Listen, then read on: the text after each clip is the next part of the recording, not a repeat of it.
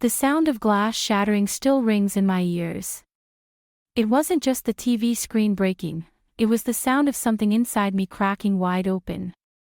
Shards flew across the living room floor, reflecting pieces of the life I thought we were building together. My fiancé just stood there, frozen, staring at me as though I'd become a stranger in an instant. His mouth didn't move, but his silence screamed louder than any words could. I never thought love would come to this. I never thought I'd be the woman hurling remotes, smashing flat screens, and crying so hard I could barely see straight. This wasn't supposed to be our story. We were supposed to be planning forever, not tearing each other apart over paperwork. Yet, here we were, on opposite sides of a battlefield I didn't even know existed until that night. It all started with one sentence. One cold, calculated sentence that sliced through me like a knife: "I think we should sign a prenup." At first, I thought he was joking. The man I loved, the man who had promised me the world, suddenly looked at me like I was a risk he had to manage instead of a partner he trusted with his life. The ring on my finger felt heavier than ever, like it wasn't a symbol of love anymore, but a reminder of everything I apparently wasn't: secure enough, trustworthy enough, safe enough. I had given him my whole heart, every secret, every dream. We talked about kids, about building a home, about growing old together. And yet, in one moment, he reduced all of that to a legal contract. Love, our love, suddenly felt like something that needed protecting, not nurturing. I couldn't breathe. My chest tightened, my hands shook, and before I knew it, rage overtook me. I grabbed the nearest thing, our living room TV remote, and hurled it with all the strength my anger could muster. The screen cracked, sparks flew, and then there was silence. The kind of silence that makes you realize you've crossed a line you can't uncross. His eyes weren't angry, they weren't even sad. They were empty, like he was looking through me instead of at me. And that hurt more than any prenup ever could. In that moment, I wasn't sure what scared me more, the thought of losing him, or the thought that maybe I never really had him to begin with. This is the story of how love, trust, and paperwork collided in the most destructive way possible. And I still find myself asking, is love really about trust, or is it about protection? When I first met Daniel, it felt like something out of a movie. I was running late for a work meeting, juggling a coffee, my phone, and a stack of papers, when he caught the papers I dropped before the wind carried them away. I remember looking up and seeing his smile, calm, confident, like he had the whole world figured out. In that moment, I felt safe, and I didn't even know his name yet. Daniel was everything I thought I wanted. He was steady where I was impulsive, logical where I was emotional. He had this way of grounding me when my head was spinning. He'd run his hand down my arm and say, "Breathe, you're okay." And just like that, I would be. He wasn't just a man I loved, he was a man I believed in. We fell fast. Late-night dinners turned into weekend trips. Weekend trips turned into moving in together. Within a year, he got down on one knee at a candlelit rooftop restaurant and asked me to marry him. I cried so hard I barely said yes, but I knew, I was ready to build forever with him. On the outside, everything looked perfect. Daniel came from a wealthy family, the kind who dressed for Sunday brunch like it was a board meeting. They were polite, but there was always a distance in their eyes when they looked at me. I wasn't from their world. My family was warm, loud, messy, and working class. They never said it outright, but I could feel it, like I was on trial every time I sat at their dinner table. And Daniel, he never said much about it either. But every now and then, little things slipped through. During wedding planning, he'd offhandedly say, "You know, money matters can ruin a marriage if you're not careful." Or when we were talking about buying a house, he'd remind me, "Budgeting is important, we can't just be emotional with money." I brushed it off. I thought it was just his way of being practical, of balancing me out. But there was one fight, small at the time, that should have told me more than it did. It was about a vacation. I wanted us to splurge on a romantic getaway, just the two of us before wedding chaos began. He hesitated, saying it was too much for right now. I snapped back, it's not about the money, it's about us. He went quiet, and the air between us shifted. We ended up going anyway, but the joy felt a little forced. Looking back, that was the first crack in the perfect picture. The first sign that beneath all the love and promises, something else was brewing. Something I didn't see coming until it exploded into a demand that nearly shattered everything. It happened on an ordinary Tuesday night, the kind of evening where nothing feels remarkable, until it becomes unforgettable. We had just finished dinner, and I was curled up on the couch scrolling through wedding decor ideas when Daniel cleared his throat. His tone wasn't playful or warm. It was sharp, rehearsed, almost corporate. "I think we should sign a prenup," he said, as calmly as if he were suggesting we switch the channel. At first, I laughed. It sounded absurd, like a bad joke at the wrong time. But when I looked at him, there was no smile, no softness. His face was stone, his posture straight, like he was in a boardroom negotiating a deal. The words sliced through me. A prenup. He wasn't asking me, he was telling me. And suddenly, everything I believed about us, the late-night talks about our future, the promises whispered in the dark, the proposal on the rooftop, felt like they had been put on trial. My heart dropped into my stomach. A prenup? "Daniel, are you serious?" My voice cracked. He didn't flinch. "It's just practical. Protection. It doesn't mean I don't love you, it's simply smart." Simply smart. That's what he called it. But to me, it was anything but simple. It was humiliating. It was insulting. It was as if he had looked at me and thought, she might leave. She might take everything. She isn't safe. I felt hot all over, my chest tightening, my palms trembling. Love shouldn't feel like a contract. Love should be trust, not signatures and clauses. Didn't he know me by now? Didn't he see that I wasn't with him for his money, but for him? The anger boiled over before I could stop it. My eyes darted to the television across the room, the one we had picked out together after moving in, laughing over which size was too much. In that instant, it wasn't a TV anymore, it was a symbol of everything we had built, everything I thought was ours. I grabbed the remote and hurled it with a scream I didn't recognize as my own. The screen cracked in an instant, a violent burst of sparks and shattered glass filling the room. My chest heaved, but I wasn't done. I stormed to the second TV in the bedroom, ripped it off the stand, and sent it crashing to the floor. The sound was deafening, like the collapse of something far bigger than electronics. When I turned back, Daniel wasn't yelling. He wasn't crying. He just stood there, frozen, staring at me like I was someone he'd never met before. His voice was low, almost a whisper, but it cut deeper than any scream could. "Maybe I don't even know who you are."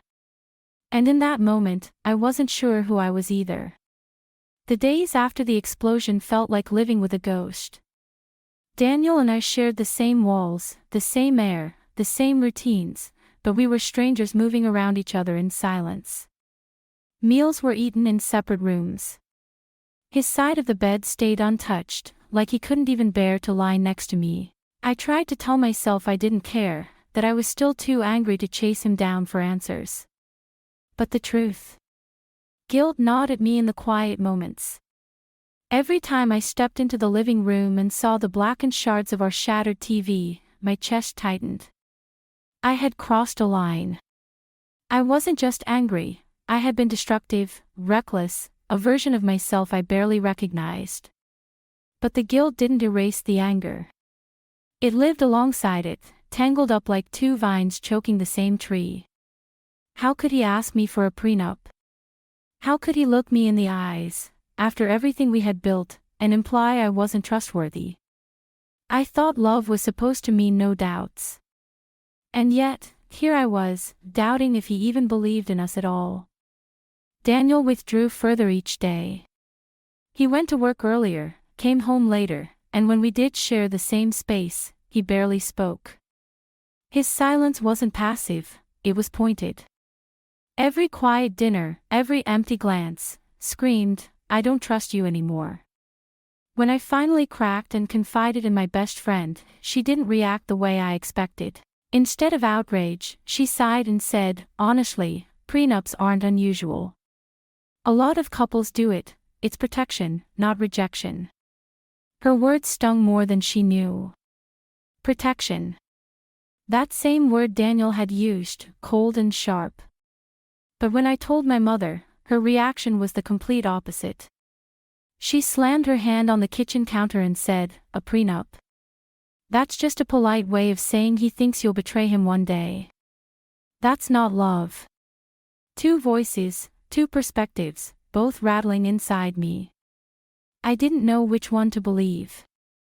Late at night, lying awake in the half-empty bed, I began to wonder if the prenup wasn't just about me. Maybe it wasn't only about money. There was a weight in Daniel's eyes when he first brought it up, something unspoken beneath his calm delivery. Like he was hiding a wound I hadn't been allowed to see. But he didn't share it. He just built walls higher and higher, and I was left standing outside, pounding on the door. And so the silence stretched on, wrapping tighter around us with every passing day, until I realized this wasn't just a pause in our love story. It was the beginning of its unraveling. The silence between us finally snapped one night, not with shouting, not with another explosion, but with a whisper. I was in the kitchen, rinsing a plate, when Daniel's voice came from behind me, low and heavy, "We need to talk." My heart stopped. For days, I had been waiting, dreading, for him to finally break the stillness. I turned, bracing myself for the words I thought were coming, "It's over." But his eyes weren't cold this time. They were tired. Wounded. "I didn't ask for a prenup because I don't love you," he began.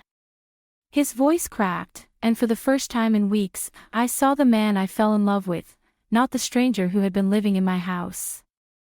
"I asked for it because I don't know how not to be afraid." I frowned, confused. Afraid of what? Afraid of me. He shook his head, running a hand through his hair. "Not you. Not exactly. Afraid of what could happen, because it's already happened before." And then the walls he had built for so long finally cracked. Before me stood a man who carried scars I had never seen. He told me about his last relationship, the one I only knew in vague pieces, the ex-girlfriend he rarely mentioned. They had lived together, shared a life, almost talked about marriage. Until one day, she walked out, with his money, his trust, and his dignity. She drained his accounts, left him drowning in legal battles, and smiled while she did it. "I lost everything," he whispered. His eyes glistened, not with anger, but with shame. Not just money. My sense of safety. My ability to believe someone could love me for me. I stood frozen, my heart pounding. Suddenly, the prenup wasn't just a contract. It was a shield. A desperate attempt by a broken man to stop history from repeating itself. But that wasn't all. As he spoke, another truth slipped out, one I wasn't prepared for. His family had never trusted me. They thought I was too different, too eager, too dangerous to his stability. Behind closed doors, they had pressed him relentlessly, "Protect yourself, don't get fooled again." And eventually, he caved. Not because he doubted me, but because he couldn't silence the echoes of his past, or the voices of his family's warnings. My throat tightened. For weeks I had painted him as cold, heartless, transactional. But now, he wasn't a villain. He was a man carrying invisible chains, terrified of being destroyed a second time. Tears stung my eyes, but not just for him, for us. For all the nights I thought he was punishing me with silence, when really he was fighting his own demons. For all the times I screamed about trust, never realizing his trust had been shattered long before I arrived. "Why didn't you just tell me?" My voice trembled. He gave a broken laugh. "Because love isn't supposed to come with caveats. And I knew, if I told you the truth, it would sound like I didn't believe in us. Like I didn't believe in you." I stepped closer, my anger softening into something heavier: grief. Grief for the man I loved who had been hurt so deeply, grief for the cracks in us that had grown into craters, grief for the fact that love alone wasn't enough to heal what had already been broken. The prenup was never about money. It was about fear. About wounds I couldn't see, scars I couldn't erase. And in that moment, I realized, Daniel wasn't protecting himself from me. He was protecting himself from his past. From ghosts I couldn't fight, no matter how much I wanted to. For the first time, I didn't see him as the man demanding a contract. I saw him as the boy who had once believed in forever, only to watch it crumble. A boy who had grown into a man too afraid to believe again. And that realization broke me more than any prenup ever could. Looking back now, I realized the night I smashed those TVs wasn't really about electronics or even the prenup itself. It was about breaking something far more fragile: trust. The glass shattering was just a reflection of what was already cracking between us. I thought I was proving my love by refusing to be treated like a liability, but what I really did was prove that I didn't know how to handle the fear inside me. The prenup was never the true wound. The real wound was the silence that followed us, the secrets Daniel carried, and the walls I built out of anger instead of patience. He didn't trust me enough to tell me his past. And I didn't trust him enough to believe there was more to his demand than greed or coldness. We weren't fighting about money, we were fighting about whether we could still believe in each other at all. When Daniel finally told me the truth, part of me softened. I could see the broken boy behind the man, the scars left by betrayal and manipulation. But another part of me hardened, because I couldn't shake the feeling that we should have never reached that breaking point in the first place. If we had really trusted one another, if we had communicated honestly, maybe there wouldn't have been TVs smashed and nights spent in silence. Then came the words I wasn't ready for. His voice was quiet, almost tender, but it cut through me sharper than any scream ever could.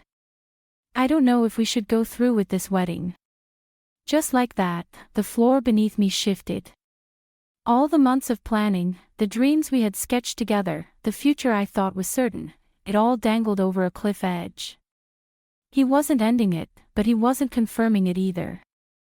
He left me in limbo, caught between love and pride, trust and fear.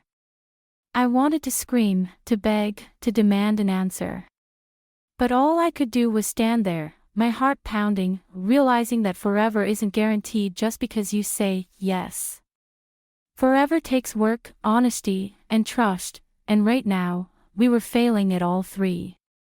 The truth is, love without trust is fragile. A contract can't save it, but neither can blind emotion.